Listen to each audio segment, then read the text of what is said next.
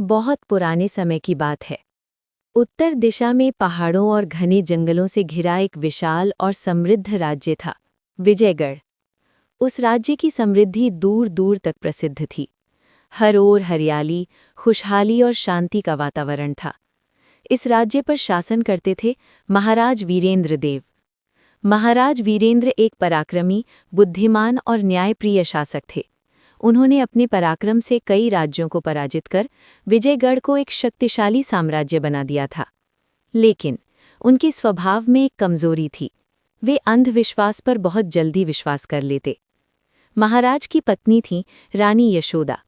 रानी यशोदा बहुत ही दयालु, सरल और समझदार थीं। वे प्रजा के दुख दर्द को अपना समझती थीं। महल में सुख सुविधाओं की कोई कमी नहीं थी, लेकिन एक कमी थी, उनके जीवन में संतान का अभाव।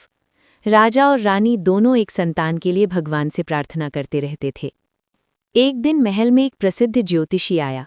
राजा ने उसका बड़े आदर से स्वागत किया और पूछा, हे विद्वान, क्या मेरे भाग्य में संतान सुख है? ज्योतिषी ने ध्यान लगाया।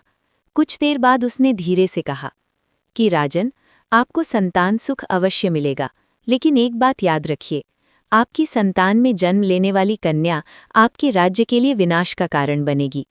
ये सुनते ही राजा का चेहरा बदल गया। उनके मन में डर बैठ गया। उस दिन के बाद राजा वीरेंद्र का मन बदलने लगा। वे बार बार उसी भविष्यवाणी के बारे में सोचते रहते कि अगर बेटी हुई तो मेरा राज्य नष्ट हो जाएगा। धीरे धीरे ये डर नफरत में बदल गया।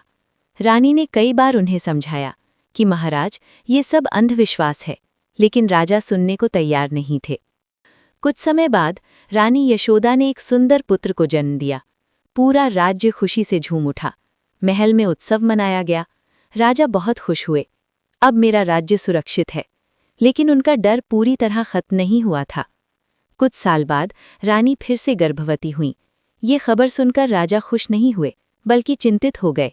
उन्होंने कठोर स्वर में कहा, अगर इस बार बेटी हुई तो उसे जीवित मत छोड़ना। ये सुनकर रानी का दिल कांप उठा।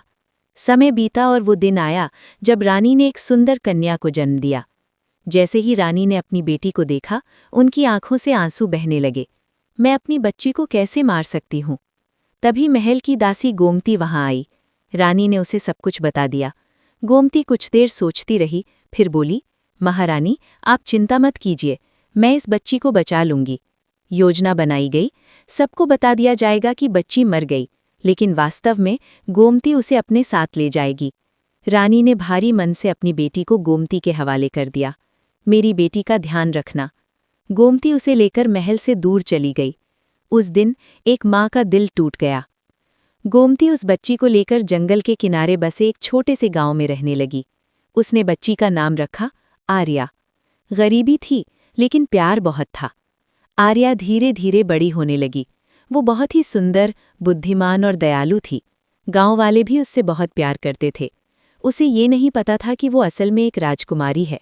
समय बीतता गया और आर्या एक बेहद सुंदर युवती बन गई। उसकी सुंदरता और सादगी किसी भी राजकुमारी से कम नहीं थी।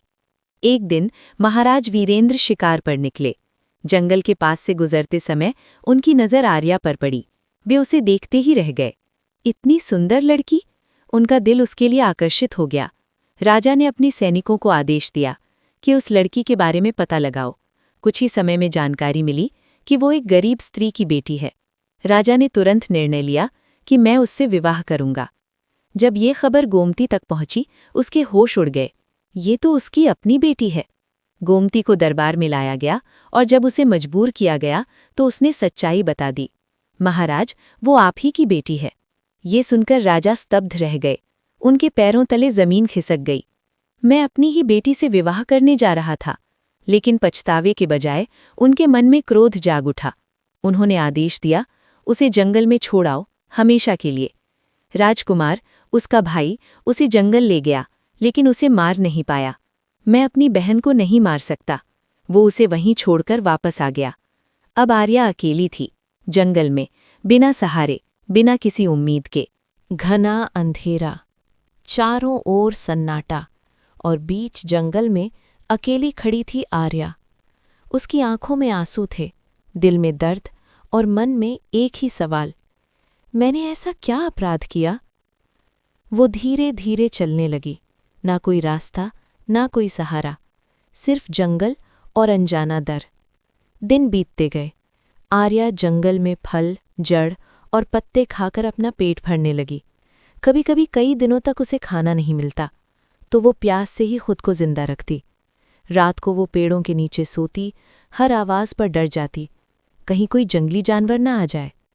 लेकिन धीरे धीरे वो मजबूत बनने लगी। कुछ ही दिनों में वो डरने वाली लड़की नहीं रही। उसने जंगल के रास्ते पहचानना सीख लिया, फल फूल ढूंढना सीख लिया और खुद को बचाना भी। अब मैं कमज़ोर नहीं हूं, उसने खुद से कहा। एक दिन जंगल में घोड़ों के टापों की आवाज़ गूंज उठी। वो डरकर झाड़ियों में छिप गई। उसी समय एक तेजस्वी राजा वहां पहुंचा, महाराज आदित्य। वो पड़ोसी राज्य का राजा था। आदित्य की नज़र झाड़ियों पर पड़ी। उसे लगा कोई छिपा हुआ है। वो बोला, डरो मत, बाहर आओ, मैं तुम्हें नुकसान नहीं पहुंचाऊंगा। कुछ देर बाद आर्या ने कांपते हुए कहा, मेरे पास पहनने के लिए कपड़े नहीं हैं। ये सुनकर आदित्य का दिल पिघल गया। उसने तुरंत अपनी चादर उसे दे दी। जब आर्या बाहर आई, आदित्य उसे देखकर हैरान रह गया। इतनी सुंदर, लेकिन इतनी दुखी। उसने पूछा, तुम कौन हो? आर्या ने सिर झुका लिया। मैं एक अभागी लड़की हूं। आदित्य ने उसकी कहानी जानने की कोशिश नहीं की, लेकिन उसकी हालत समझ गया। तुम मेरे साथ चलो, अब तुम्हें अकेले रहने की जरूरत नहीं है। आर्या ने कुछ पल सोचा, फिर हाँ कह दी। आदित्य उसे अपने राज्य ले आया, लेकिन सीधे महल नहीं, बल्कि अपने विश्वासपात्र मंत्री के घर। इसे अपनी बेटी की तरह रखना। कुछ समय बाद पूरे रीति रिवाज के साथ आदित्य और आर्या का विवाह हुआ। आर्या अब एक रानी बन चुकी थी। समय बीतने लगा। दोनों का जीवन प्रेम और सम्मान से भरा था। आदित्य कभी भी आर्या के अतीत के बारे में जोर नहीं डालता था। यही बात आर्या को और भी ज्यादा उससे जोड़ती गई। कुछ समय बाद आर्या ने एक सुंदर पुत्र को जन्म दिया। पूरा राज्य खुशियों से झूम उठा। आदित्य की खुशी का ठिकाना नहीं था, लेकिन आर्या के दिल में एक डर अब भी था। अगर सच सामने आया तो? एक दिन आदित्य ने प्यार से कहा, अब तो मुझे अपने अतीत के बारे में बता दो। आर्या चुप रही, लेकिन इस बार उसने सच बताने का फैसला किया। उसने अपनी पूरी कहानी बता दी। अपने पिता का डर, जंगल में छोड़ दिया जाना, दर्द और संघर्ष, सब कुछ। ये सुनकर आदित्य की आंखों में गुस्सा भर गया। कोई पिता इतना निर्दयी कैसे हो सकता है?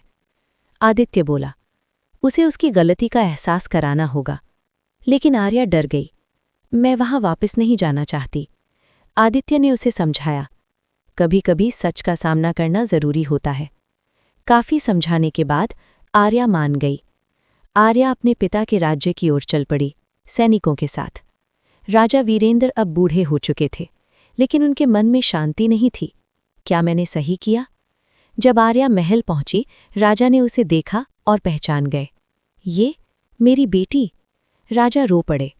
मुझे माफ कर दो। उनकी आंखों में सच्चा पछतावा था। आर्या के मन में दर्द था, लेकिन सामने एक टूटा हुआ पिता था। कुछ पल की खामोशी के बाद, मैं आपको माफ करती हूँ। राज्य में फिर से खुशियां लौट आईं। राजा ने अंधविश्वास छोड़ दिया। बेटा और बेटी समान है। और इस तरह एक टूटा हुआ परिवार फिर से जुड़ गया। एक टूटी हुई परिवार को फिर से जुड़ गया। एक गलती ने एक सीख दी। अंधविश्वास सबसे बड़ा दुश्मन है।